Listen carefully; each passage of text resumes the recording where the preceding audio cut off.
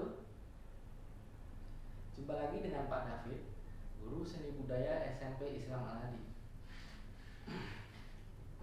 Salam sehat, salam kuat, salam cerdas, dan salam yang terbaik buat kalian semua, khususnya kelas 8 SMP Islam Al-Hadi, putra maupun putri. Untuk pertemuan hari ini, kita akan coba melangkah ke wilayah seni musik. Khususnya kita tahu apa itu pengertian apresiasi, kemudian bagaimana caranya berapresiasi, dan lain sebagainya. Nah, untuk di wilayah apresiasi ini, kita nanti akan ditujukan untuk melihat ini. Nah, cukup ya. Kemudian yang kedua, kita akan melihat video-video pertunjukan dari musik daerah Nusantara Indonesia. Kayak apa videonya? Kita nanti lihat. Yang pertama dulu, pengertian dari musik Nusantara. Apa itu musik Nusantara? Nah, ini sudah saya tampilkan di sini. Musik Nusantara bisa dibaca ya. Akan saya bacakan ulang. Pengertiannya adalah karya musik tradisi yang populer di suatu daerah. Jadi masing-masing daerah itu memiliki jenis musik daerah sendiri-sendiri. Contohnya, misal di Jakarta ada musik yang namanya, alatnya apa ya itu ya? Gambang Kromong. Ya, gambang kromong. Nanti videonya kayak gini. Nanti fotonya, ini bagian fotonya dulu. Nanti videonya akan diputar insya Allah kalau waktunya cukup. Dari Jawa ada gamelan, terus dari Sumatera ada talempong dan lain sebagainya. Kemudian musik yang muncul dan disebarkan secara turun-temurun. Jadi musik daerah itu disebarkan secara turun-temurun. Maksudnya turun-temurun itu dari nenek turun ke ibu atau bapak kalian. Kemudian dari bapak kalian turun ke kamu nanti turun ke anak cucu kamu yang akan datang. Itu secara tradisi turun-temurun atau sering istilahnya tradisi oral. Yang selanjutnya, musik yang mengalami pasang surut sesuai dengan perkembangan budaya setempat. Biasanya kalau tempat itu budayanya tinggi, tingkat budayanya, apresiatornya tinggi, masyarakat antusiasnya bagus, itu biasanya grade-nya naik.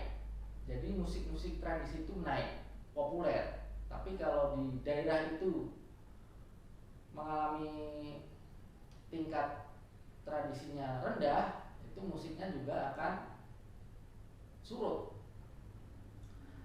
Kemudian faktor apa saja yang mempengaruhi pasang surutnya musik Nusantara daerah? Faktornya ada 6 ya, itu nanti bisa kalian baca. Musik Nusantara tumbuh dan berkembang di daerah setempat. Ya. 2, menggunakan bahasa daerah sehingga orang luar daerah kesulitan mempelajari lirik dan lagunya. Ini faktor kedua ini sering terjadi. Biasanya orang perantauan masuk ke Jawa, kemudian dia baru pertama mendengarkan musik Jawa, jadi agak bingung, apalagi dialognya ya. Biasanya dia kesehariannya bahasa Indonesia, dia di sini mendengarkan bahasa Jawa, jadi susah. Poin ketiga, daerah lain merasa tidak memiliki musik di luar daerahnya.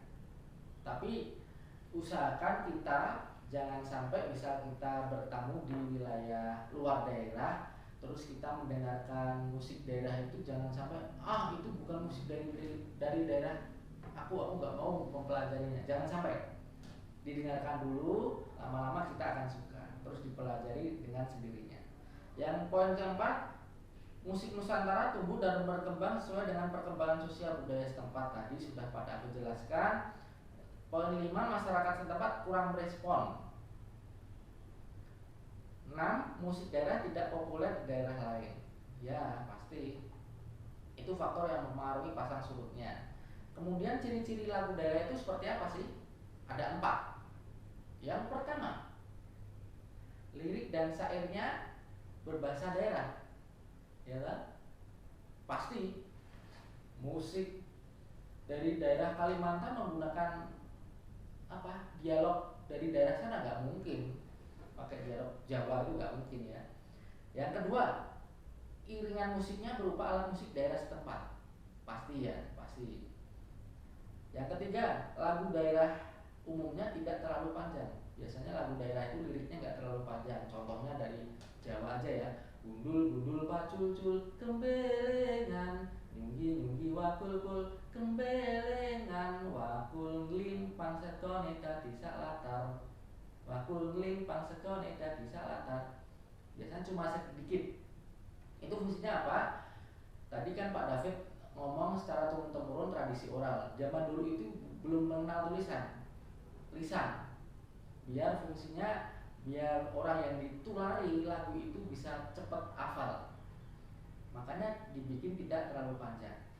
Poin selanjutnya, lagu daerah banyak yang tidak dikenal penciptanya. Iya pasti. Siapa yang tahu pencipta lagu Cublak-Cublak Suweng? Ada yang tahu? Enggak kan? Makanya di buku lagu itu kalian kalau punya, itu biasanya ada judul paling atas, bagian bawahnya judul, paling kanan itu pencipta, ciptaan siapa itu. Yang tidak ada penciptanya, yang tidak dikenal itu NN biasanya, no name. Siapa yang menciptakan juga nggak tahu ya. Saking berarti itu saking tuanya lagu. Terus kita akan coba apresiasi ke wilayah musik Nangro Aceh Darussalam, Aceh. Itu musik daerahnya apa aja sih? Di sini ada alat musiknya canang trieng. Kayak apa alatnya? Terus cara penyajiannya gimana? Kayak apa? Lihat video ini.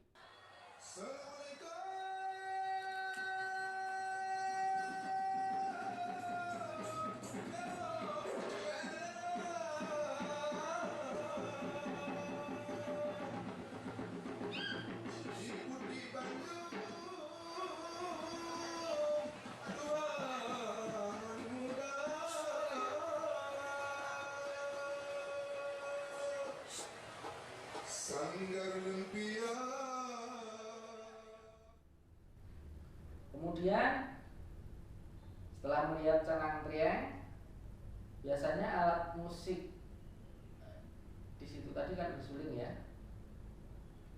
Lirik lagunya menggunakan bahasa Aceh, Alas atau Gayo. Gayo itu wilayah Aceh juga. Ada yang pernah ke Gayo? Sama, Pak Nabi juga belum. Lanjut. Contoh lagunya apa aja? Ada Pisau Surit, terus ada Aneuk Saboh, kemudian ada Bikta Deukel, ada Fangahai Ono, dan yang terakhir ada Bungung Jumbo, Bungung Jumpa tulisannya itu ya. Lagunya gimana? Ini.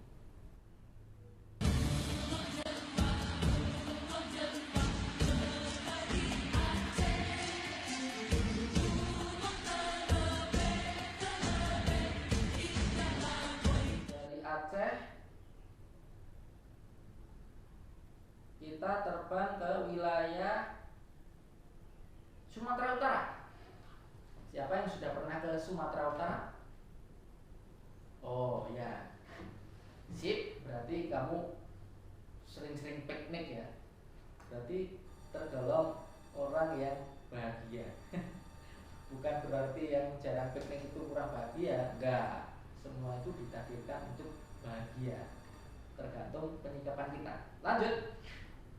Musik daerah Sumatera Utara. Musik daerah di Sumatera Utara itu beraneka ragam, sesuai dengan etnis yang berkembang di sana. Di sana kan berbagai etnis ya, suku ya. Terus alatnya ada apa? Number one, ada tagani.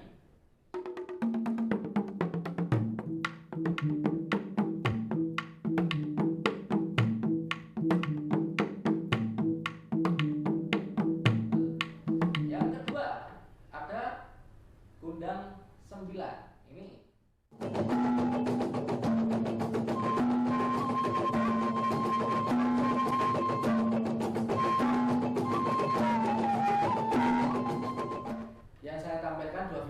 aja ya. Sebetulnya masih banyak ada lagi macam-macam alat musiknya. Ada garantung, ada tanggelang, ada nuneng, ada seruling, ada gong dan lain sebagainya.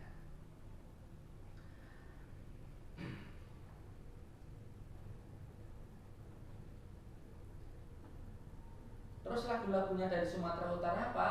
Ada butet, butet, na na na na. Apa ya? Lanjutnya apa Pak? Aku lupa. Ada rambadia, ada alusi, ada sinaga tulo tulo atulo, sinaga tulo atu. Ada Mariam Tomong, ada Lisau, ada Dagu Inang Sage dan lain sebagainya.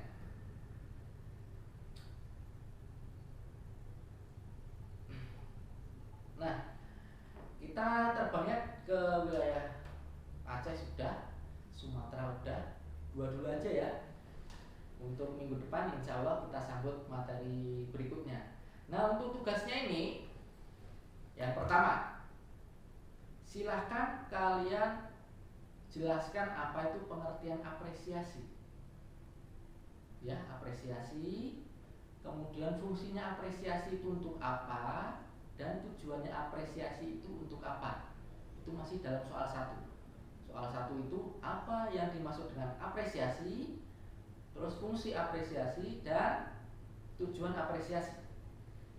Yang kedua, tuliskan lagu atau lirik, salah satu lagu atau lirik lagu daerah yang berasal dari Aceh. Dari Aceh tadi apa? Boleh pilih bebas, Aceh ya.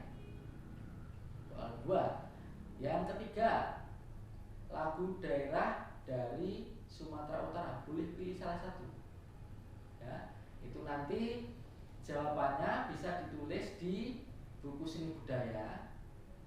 Kemudian pojok paling atas, pojok kanan paling atas ditulis nama lengkap, nomor dan tanggal.